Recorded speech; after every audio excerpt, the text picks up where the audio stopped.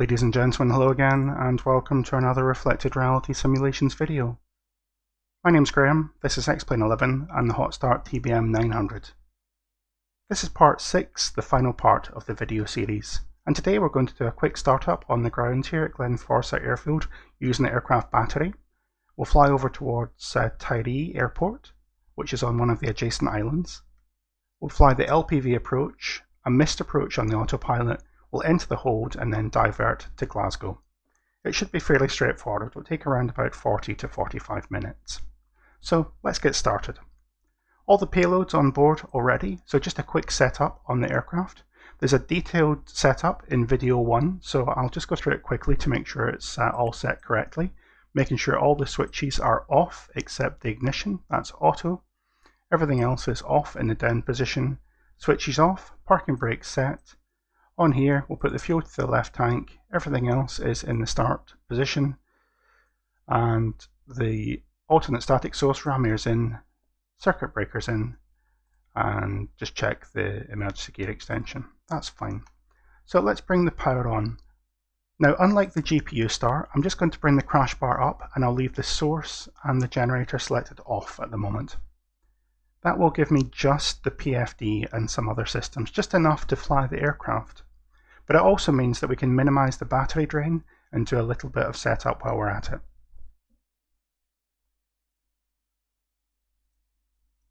I've also got the tablet here with the approach chart for Tiree. We can use that in a second. So it says here we've got 25.4 or 25.9 volts on the bus, on the battery, and 25.4 on the bus. That's fine. Aural warning, okay. 24.5 is the minimum to start the engines. So let's set up the PFD. I like to declutter the inset map, turn off the topo, zoom out a little bit so we've got a better view on the map here. On the PFD, let's put on the DME, the bearing pointer, and the GPS pointer. Pause system test. Excellent. Okay. Everything else I think is set correctly. 7000, we'll do it as a VFR flight.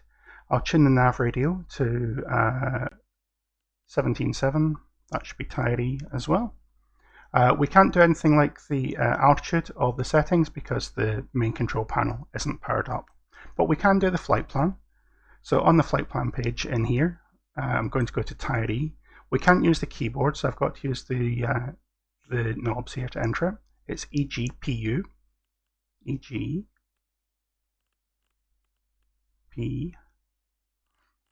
The keyboard makes it so much easier with this system. Tiree, and it's very close by. It's only 30 miles away, so I'll simply load the approach. There's no en route stuff required. It'll be the LNAV approach, or the GPS approach, sorry, runway 23 LPV. We're going to come in from the east, so down towards Besnu, and then across to the runway. So via Besnu, there's minimums as well. We're going to use LPV 320. So minimums on and 320. Just keeping an eye on that battery to make sure we don't drain that unnecessarily. If your battery is low, you'd obviously start the engine first of all and then do the messing around with the flight plan. But we've got most of the flight plan in there. We just need to set up the heading bug and the selected altitude. Then we're good to go. So I think we're in position to start the engine. Let's close the door, latch the door, and let's bring the source to battery and main gen. I'll just give it a second to warm up the MFD.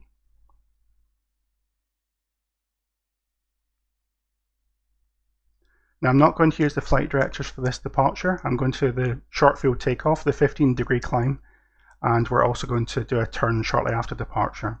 So I'll do it without the flight directors. Now the MFD is up, I can set my cruising altitude. It's only 4,500 feet, and my initial heading is going to be around about 325. Last thing I'll do is I'll double check the vertical profile on the MFD here, and I'll clear out things that don't really work at the moment, and we'll come back to those in a second. But just to make sure that we've got all white on that part of the display there. Excellent, so I've got the left fuel tank selected. Left tank is the fullest. That's perfect. We'll go into display backup and we're nearly ready to start the engine. So, battery voltage is fine, ITT is fine. Let's put the nav lights, strobe lights, boost pump on. I'll get the timer ready. And just the standard battery start, we'll keep a close eye on the ITT. So, starter and timer. We've got starter, ignition, main gen, above 13, low idle. ITT is increasing. We're looking for 30% by 30 seconds. There's 30, that's good. Oil pressure's rising. ITT is reasonable. Now we're looking for 50% by 60 seconds. ITT is fine, oil pressure's up, starter's disengaged, flight idle.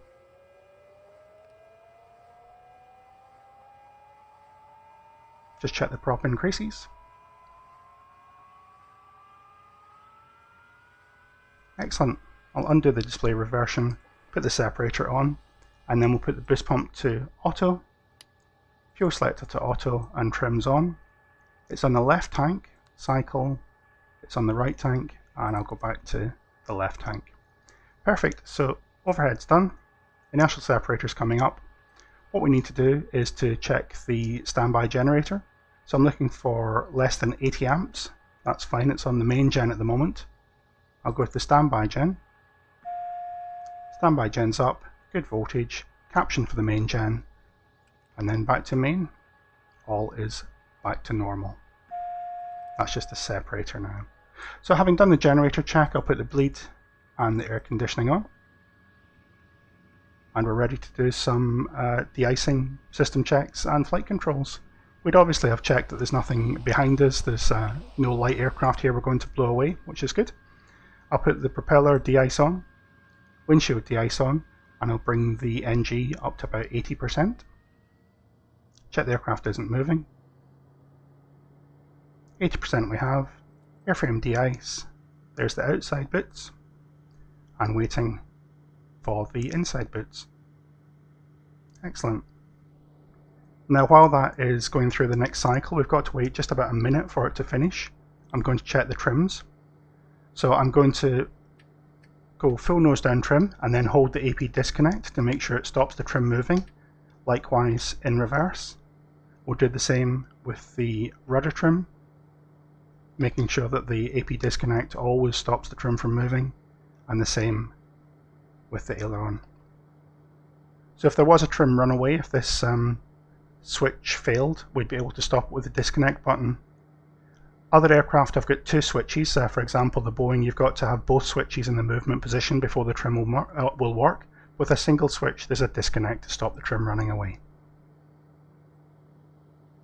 Idea being that no single failure can cause you to have a serious issue with the aircraft. So just waiting for the light to come on and the boots to inflate. There we go, outside.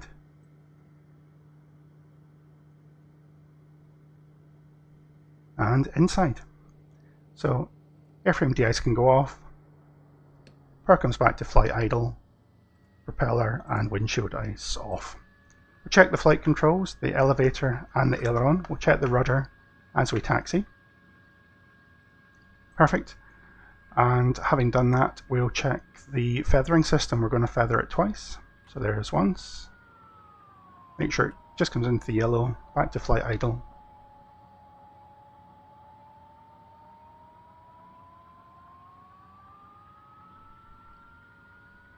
And one more time. Back to flight idle.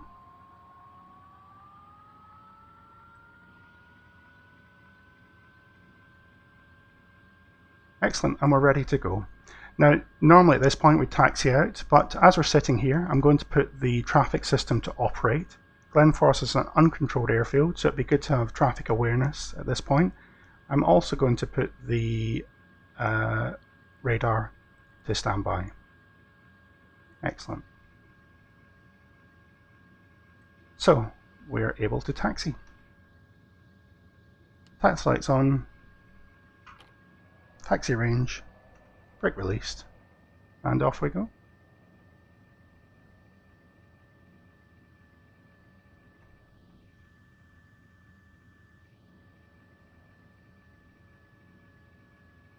Quick brake check.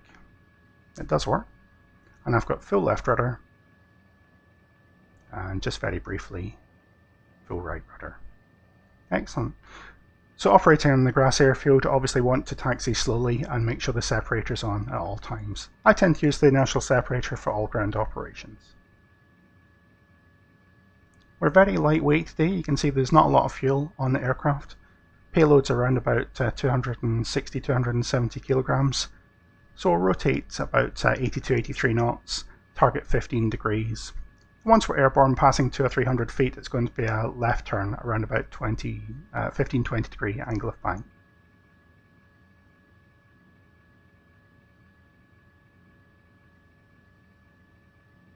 Again, taxiing with the flaps up to prevent them from being exposed to damage from the propeller.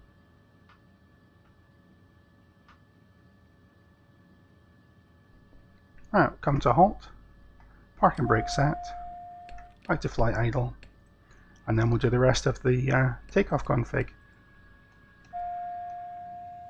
I'll use the pulse lights rather than the takeoff lights today. So just to check through, we've got the switches set. Remember, we go left to right, bottom to top. So switches set, flaps, trim, cache checked, batteries less than 50 amps, landing field elevation set, and no flight directors today, stopping at 4,500 feet. Ready to go. Nobody on the approach, there's nobody on the traffic system, so we'll line up.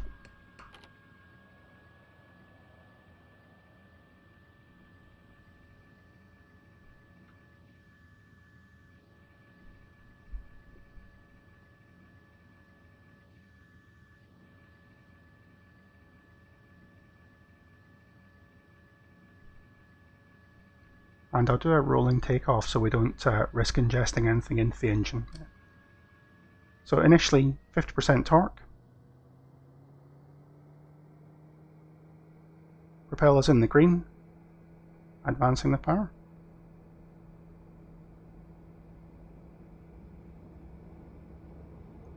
$70, $80, rotate. Positive climb. Gear up, 15 degrees, left turn. So just adjusting the pitch to make sure we maintain at least 100 knots.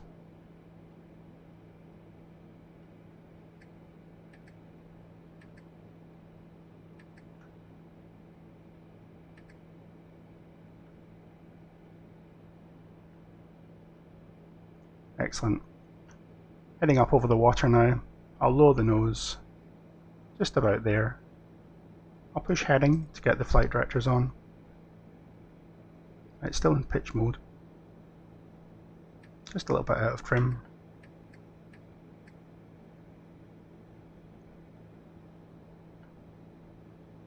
$115. Flaps up. Yaw damper on. Autopilot on. And flight level change. Go for 124 knots to get us above the close-in terrain over here. But once we get to 3,000 feet, we should be safe to turn. So keeping the speed back obviously gives us a better climb gradient.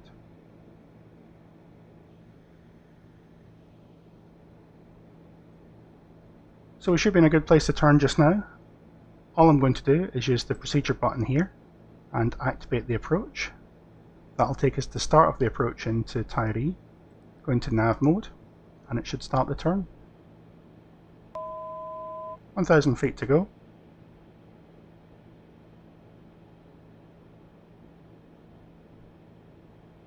Now it's a very short flight over to Tiree. You can see the approach starts in about 20 miles or so. So there's no point in flying high speed to get there. I'll bring the speed back to a slow, safe cruise, and that'll just give us a bit more time. So leveling at 4,500 feet, it's captured alt, and I'll come back to something around about 48 to 50 gallons an hour should work for about 140 odd knots or so. Synchronize the heading and check everything else looks good. Excellent. Let's have a look outside. There's Glenforsa down there. You can see where we did the approach a couple of last video. Fairly interesting terrain in there. We've got Oban in the background, which is a tarmac runway. If we needed to divert somewhere there, if it was heavy rain for example, we'd go back to Oban. So this is the island of Call here. Tiree is where we're going. Let's have a look at this flight plan. So the first thing we need to do is make sure the vertical profile is sensible. Looking on the chart here, we can see there's a platform altitude of 1600 feet at the 23 Foxtrot waypoint. Okay, that's this point here, the final approach fix. Above 1600 at the 23 India and above 2100 at Besnu. That's what we've got on here as well. Given that there's 3 miles between the 23 India and the 23 Foxtrot, and this is 1600 feet, I'll make this around about 2500 feet to manage the descent. So if I go down to the 23 India, I'll just select 2500 and push enter. I don't have the ability on this system to change the final approach fix altitude itself. I can only change the waypoint before, and 2500 based on this would seem safe.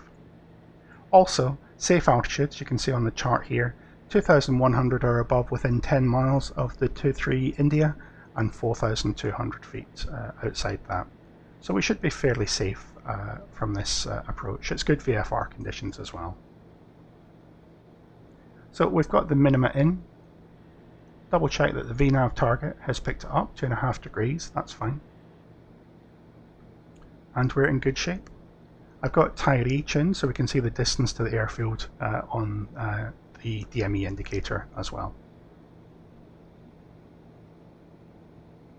So what we need to understand when we're doing GPS approaches is how the CDI information is presented.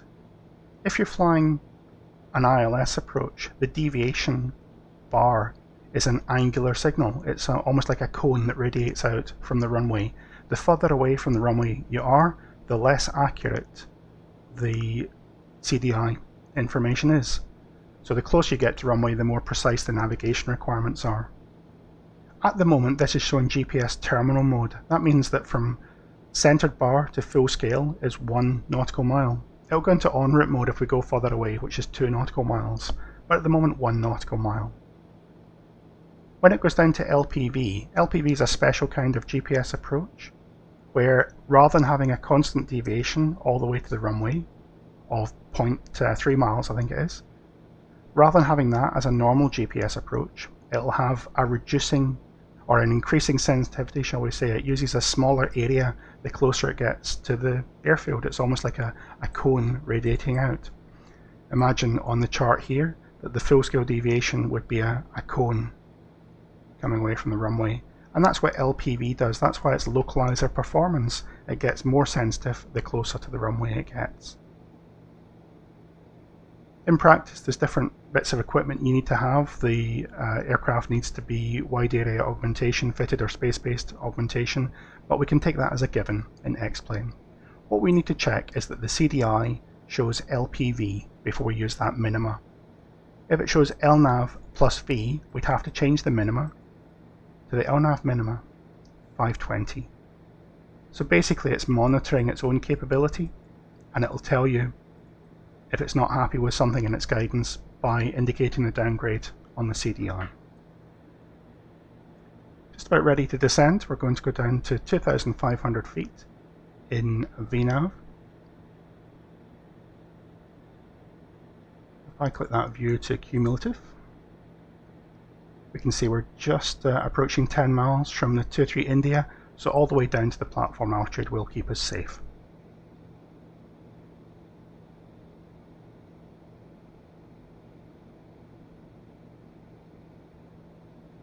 Vertical track. There's vertical track into VPath. VPath here, 2,500.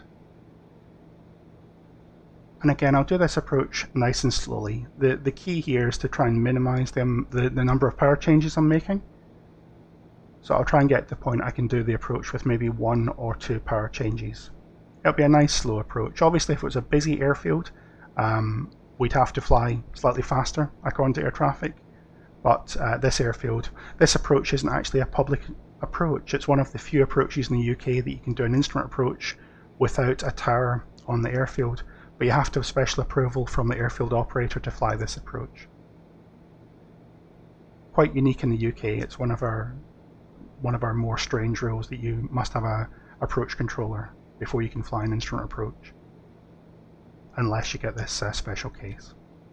So there's top of the descent. Power's coming back. I'm looking to keep the aircraft around about 140-150 knots. We've got landing field elevation set correctly for Tiree, and we've got the inertial separator on. I'll zoom in the little map here so we can see what we're doing on the PFD.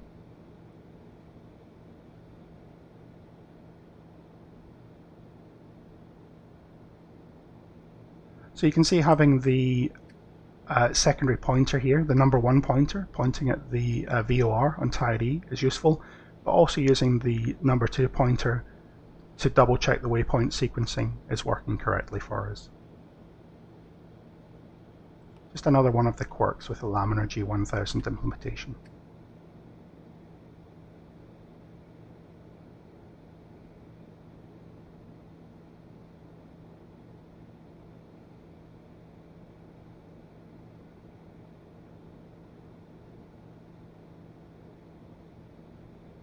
So as I said, we're going to fly a missed approach using the autopilot.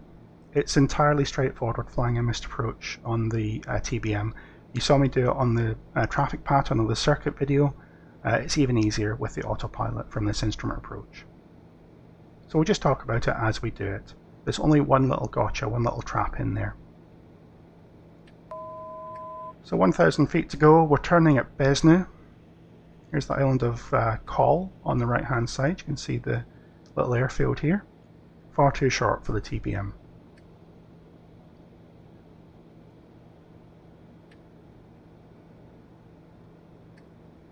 So as we're routing across towards the 23 India point here, I'm going to set the course, or the heading bug, sorry, to the inbound track for the runway. That's really just a backup. If anything goes badly wrong with the navigation, we can always put it into heading mode and sort it out. Turning towards the runway is usually a fairly safe thing to do.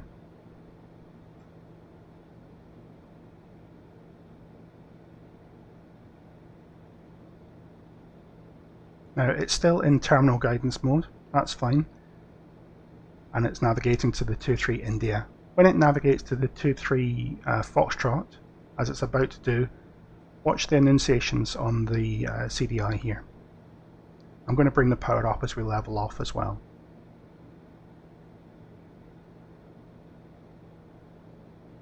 So it's gone to LPV, that's fine. The needle's much more sensitive now. It's navigating to the 23 Foxtrot. With that in mind, I'll put it into approach mode. I've got glide path. You can see the GPS coming down. And it's centering nicely. So 20% torque, 140 knots, there's glide path, here's coming down, and I'll set the missed approach altitude to 2000. Do it flaps to takeoff. So gear down, 3 greens, landing field elevation set. With that 20% or 24%, it should come back to around about 100 knots, 105 knots, and that's perfect. We'll just leave it like that all the way down. Now notice in the glide path mode, although I've got 2000 here, it's not going to stop at it, it'll come all the way through it. If I was in vertical speed, it would obviously capture 2000, but it's not going to be a thing today. Not going to be a problem today.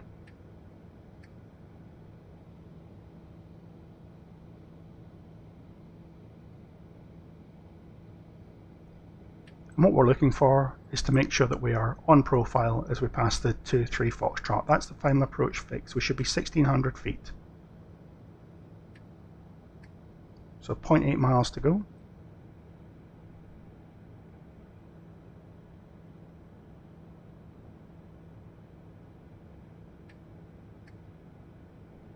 so the gear and the flap have helped the aircraft slow down without any real power changes.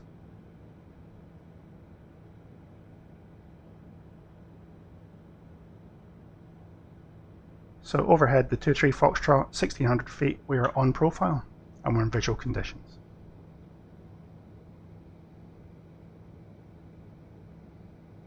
The G1000 really does make flying GPS approaches entirely straightforward. It's actually easier than flying an ILS because you don't have to worry about the CDI mode switching happening. It's all a lot more sensible, a lot more integrated for a GPS approach.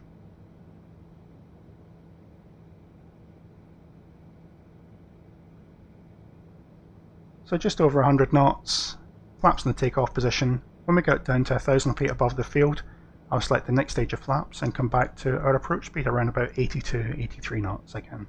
If it's a few knots fast, it doesn't matter.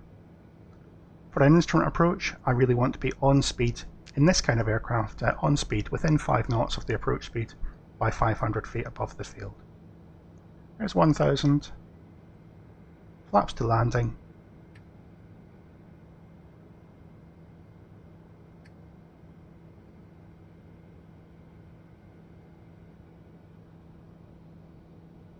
It's still doing a reasonable job. So taking that final stage of flap, it always pushes it a little bit above the target. That's normal for most aircraft, and once it gets back on profile, you'll see the speed start to wash off.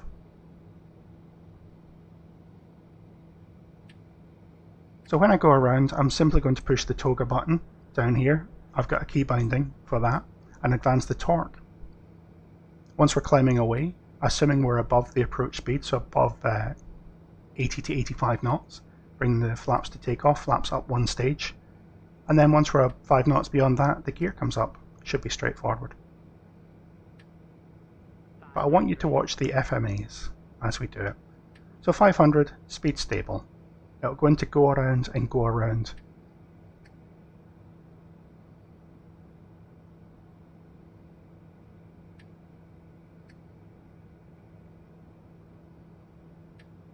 So 100 feet above minimums.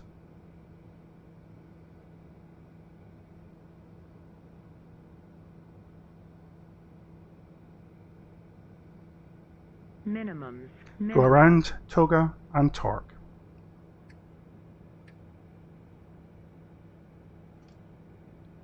Flaps to take off, go around, and gear coming up. Gear, landing gear, landing gear, landing gear. Now notice it's not following any navigation track at the moment. Once it sequences the missed approach point, we can then put the aircraft back into nav. So we got GPS and go around.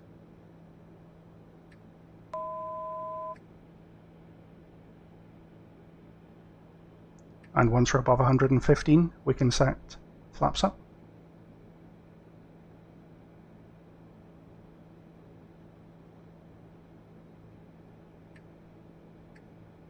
That's close enough at the lightweight. So flaps to up.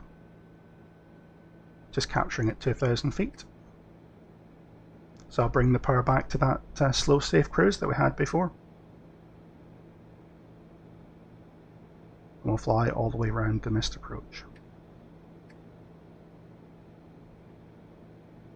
Excellent. So the reason you had the landing gear call is because we had the gear up before the flaps had got into the takeoff gate. The flaps were beyond takeoff, so it gives you a warning about the landing gear. That's entirely expected, sorry. We bring the flaps to takeoff when we're above 80 or 85 knots, depending on the weight during the missed approach, and then the gear up 5 knots beyond that. In simple terms though, whatever my approach speed is, if I remain above that, so let's say I'm approaching at 82 knots, I'll bring the flaps to takeoff on the missed approach when I'm above 82 knots, and then the gear up 85, 90. It's always important to check those FMAs. So it's flying quite happily around the missed approach now. I'm going to turn the inertial separator off because I'm not landing again at Tiree. We're going to divert to Glasgow. That'll just help us out with the fuel burn. Now if you watched my previous video, the extra video on fuel planning, you would know that around about 80 gallons in total is enough to get us back to Glasgow. At the moment we've got, what's that, 127? I can never do maths, let's have a look. There we go, 126 now. So that's more than enough. We've got a fuel burn of less than 60 gallons an hour. That gives us a comfortable 40 minutes before we have to start the diversion. There's a separator finished now, so I just adjust the power ever so slightly. So what I want to do now is to use this time usefully. I want to try and set up the aircraft for the diversion. Obviously, in reality, we may have a second attempt into Tiree if it was likely we'd get in on a second approach. If it was really poor weather, we wouldn't go all the way to the hold, we'd just go straight to the diversion. But let's use the time we've got just now, and we'll set up the flight plan, because this is one of the oddities you've got to manage with the laminar implementation. There's only a single flight plan on this version. There's no ability to modify a secondary flight plan. What I want to do is to load as much of the route as possible to Glasgow. But if I change this approach, it won't be able to enter the hold. So I've got to leave the approach and I've got to leave Tiree intact on the flight plan. What I can do though, is I can put another waypoint in here. I'm going to go to a waypoint called Bruce. So I'll load Bruce onto the en route phase. And every time I do something on here, just double check the FMAs as well. I'll bring that heading bug round now. After Bruce, I'm going to use menu, load airway, and it should be the Lima 602. And we'd go down to Gow or Clyde. Let's use Clyde in this case. And having done that, I can probably remove Glenforsa. So I've got enough of the en route phase loaded for the diversion just now. We've got plenty of fuel, but I do want to show you the aircraft entering the hold, because that's something some people have been asking about. It's going to take us a while to get there though, so that gives us just a little opportunity for some story time. For those of you that don't know, I'm currently employed as the captain on an Airbus A320 operating European short haul. I started this video series at the beginning of the UK lockdown for coronavirus, and at that point my concern was, will I get to the end of the video series before the lockdown is lifted and I have to go back to work? At the moment, as I'm recording, it's been about 7 weeks since I last flew a real airplane. Now, getting to the end of the video series, the future is looking even more uncertain, so I really don't know what the future has in stock for us. But I know that a lot of people watching this channel, as well as being simulator enthusiasts, are aviation enthusiasts. There's a lot of people who have reached out to me in the comments that are doing professional or private flight training. And I know that if you're thinking about making that leap from private flying to professional flying, you'd be very concerned about the state of the industry at the moment. So I want to tell you my story and hopefully give you some optimism for the future. Flying's my second career. I spent my first career working for a software company doing IT support, help desk work, that sort of thing. I wasn't able to fly. I didn't have enough spare time or indeed enough disposable income to learn how to fly. So I came to the flying very, very late, or comparatively late in life. My wife bought me a trial flying lesson for our first wedding anniversary when I was about 25 years old. And I loved it. I flew a Cessna 172 for about an hour, and I was completely and utterly hooked. I could maybe afford to do 2 or 3 lessons, but I couldn't afford to go much beyond that. It was just too expensive. But rather than be put off by that, I went to one of our local gliding clubs and learned how to fly gliders instead. Gliding is not expensive from a cash perspective, it just takes you a lot of time. And I had a fair bit of spare time over the weekend at that point. So over the course of 5 or 6 months, I learned to fly at the gliding club. The total expense was probably, at today's exchange rate, around about $600. So not a lot of money at all. That's including club membership. After 3 hours and 30 minutes flight time, which took about 5 months over the winter, I was able to go solo. And I loved it. Some of my best flying memories are from my gliding club days, just really enjoyable. At the age of 28, I had enough disposable income to do PPL training for real. I think you've got to be able to do at least 2 lessons a month, ideally 4 lessons a month, 1 lesson a week. But if you can do 2 lessons a month, 1 every couple of weeks, that'll probably be okay as well. Much less than that, you can still do it, but it's going to take you a bit more time because you'll be making up for things, you'll be recovering old ground every lesson. But by the time I'd finished my PPL at the age of 28, I was really happy. That was pretty much all I wanted to do. The gliding time was so much fun. The PPL time was just equally enjoyable. I took my family flying, I took friends from work flying, and I can remember looking back in my logbook at individual flights from years and years ago. I can still remember specific details of those flights. You can see the GPS is now entering hold parallel. It's going to turn at MOLAL and fly outbound. So secretly I'd always harboured the desire to go commercial, to go and fly commercially. But by the age of 30, having done my flight training, basically the lowest possible cost way to do it, I didn't think there was any possibility of doing so.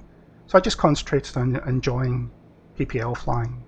I did my IMC rating, which is a UK specific instrument rating, tailwheel, night endorsements, and I had a lot of fun. Some of the most enjoyable flying I've ever done.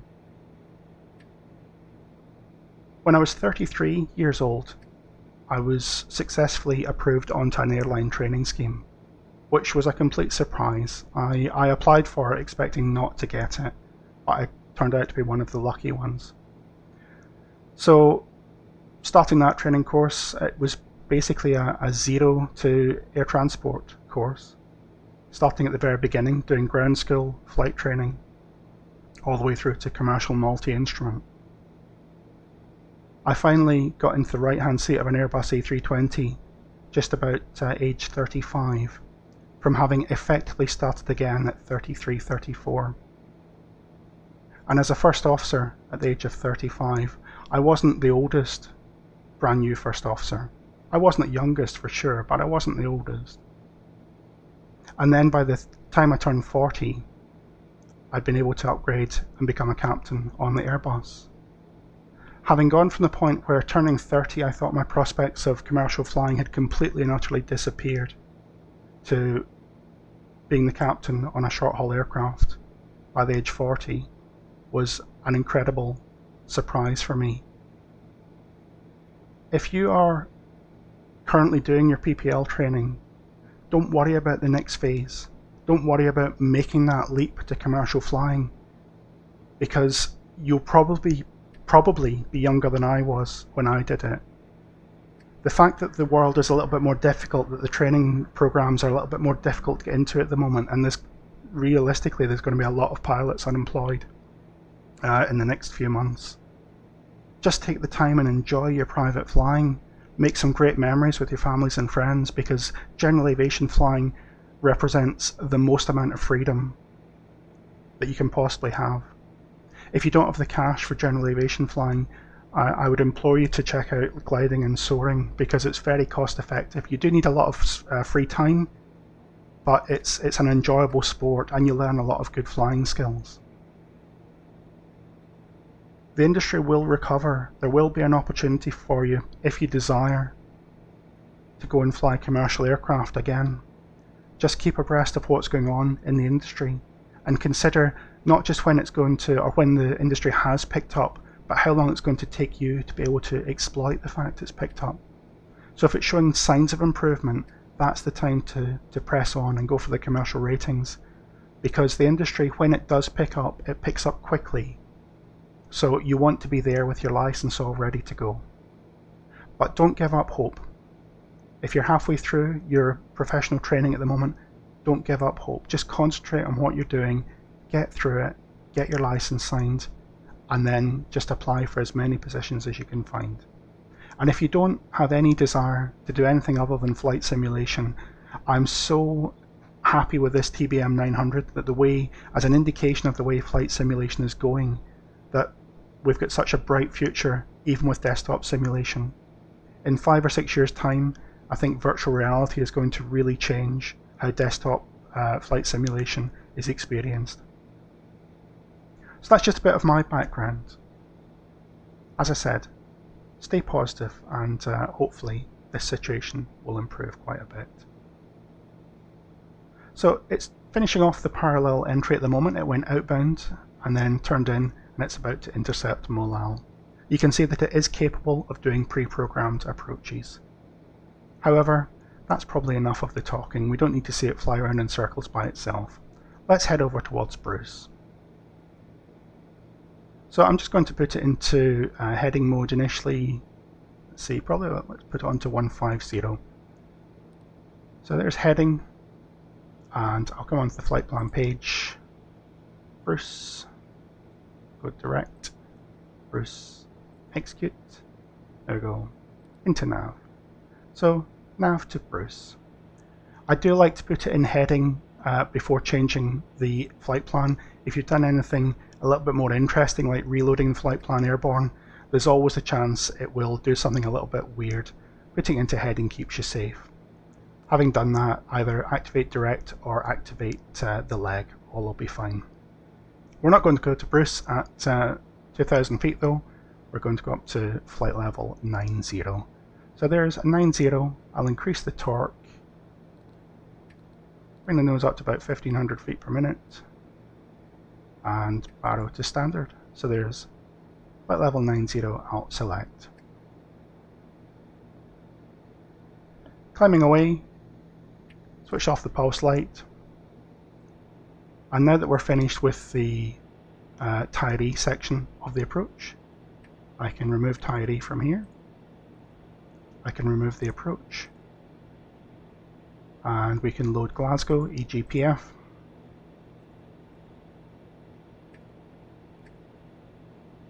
And we can load the procedure. So let's say that it's the let's do the ILS 05. Vectors is fine. We'll have a look at the chart a little bit later. There's the flight plan loaded all the way to Glasgow. The last thing we've got to do is go to System, and we're going to reset this to Glasgow. Landing elevation for the pressurization. Climbing away up to flight level 90. Still in uncontrolled airspace, we'd obviously have to talk to the Scottish controllers and get some clearance to enter the Class E airspace on the way back over to Glasgow. But to be quite honest, I think you've probably got it from here. Through the course of the video series, we've looked at basically everything I can think of you'd want to do with the TBM in regular simulation use. You've seen the airliner style flying from Glasgow to Aberdeen. You've seen some GA style flying between Aberdeen, Dundee, Glenforsa. You've seen the flexibility of operating from international airports to smaller grass fields. And you've seen ILS, GPS and visual style approaches. I'm not ruling out doing extra videos with the TBM 900 in a few weeks' time, but there's some other stuff I've got to have a look at before that. As always, if you do have any comments or questions about the video series, I'd love to hear them. Also, if you're looking for more information on getting started in flight training, real-life flight training, I'm always happy to discuss that in the comment section. I hope you've really enjoyed the video series. I hope I've covered what you wanted to know about the TBM 900. I hope I've tried to capture the capability and the variety of flying you can do with this aircraft.